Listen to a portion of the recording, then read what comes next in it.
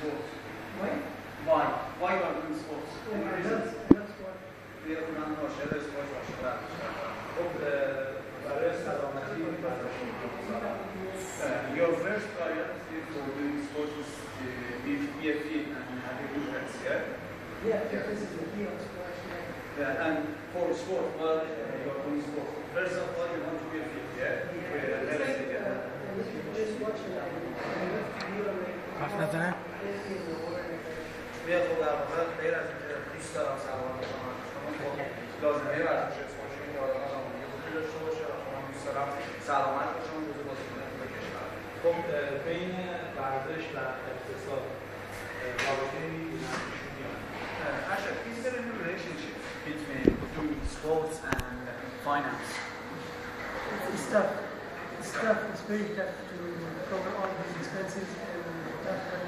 If you are a professional player, I just play for the game. I love this game, so that's why I play it.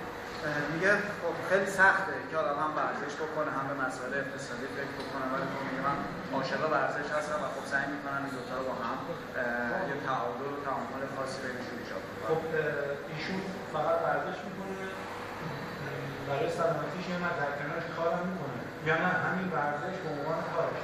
So, squash is your profession or you are doing some other job for everything? I just play squash. Just sometimes with my father in business sometimes. یه بعضی وقتا با پدرم حالا تجارت میکنم اما کار اصلی کنم این اسکواش یا ورزش کردن. خب تفاوت خرجشو میده درآمدی که از اسکواش برام داره. How is your income from squash? Is it good for having like something like this? Yeah, it's good. It's not bad because I'm playing circuit in the US and I'm doing like camps down there, do my PSA events, a lot of tournaments in US and now it's Masoud told me that it's a lot of tournament in Iran, so it's better to come again and again and play. در واقع ایشون میگه حالا من با توجه به حالا موقعیتی که دارم توی لیگ‌های مختلف بازی می‌کنم، توی مسابقات مختلف شرکت می‌کنم و خب اردوهای مختلفی برگزار می‌کنم که برای درآمدزاییشون خوبه و در واقع ایشون میگن که درآمدشون راضی هستن. خب با هم سوالی که با اون می‌خوام بگم می‌خوام ببینم که با نامگذاری که در کشور ما از توی رهبر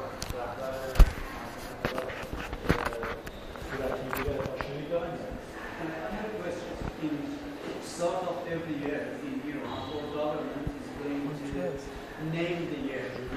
For example, this year the government is working hard for a big economy. Do you have any idea of this? Have you ever heard about this name in Iran? No, I didn't. در روزنامه‌ها و در مجلات چی نخونید؟ No news. که مثلا برای سال مثلا سال جواب خب اگر مثلا در کشوری این موضوع بوده به نظرشون که این تاثیری میتونه داشته باشه اگر یک کشور این کار رو انجام بده. So what if one country, for example Iran, have started and have something for the upcoming year? Yes. Is it cool or not? How much? What's your idea? No, for everything. For everything, it's like I'm happy like Iran is like doing everything on their own, which is very good for them, you know. Like they import things from other countries and they bring their own things, which is very good.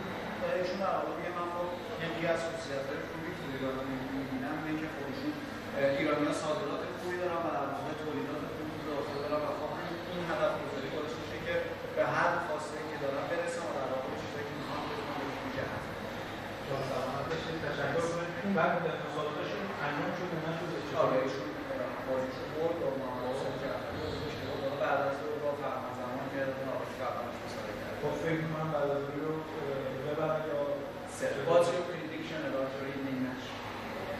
Yeah, I'm fine, but it's just hungry. دیگه من فکر کنم بتونم بازی کنم فکر کنم دیگه الان خوش نشه. ممنونم تشکر. Thank you.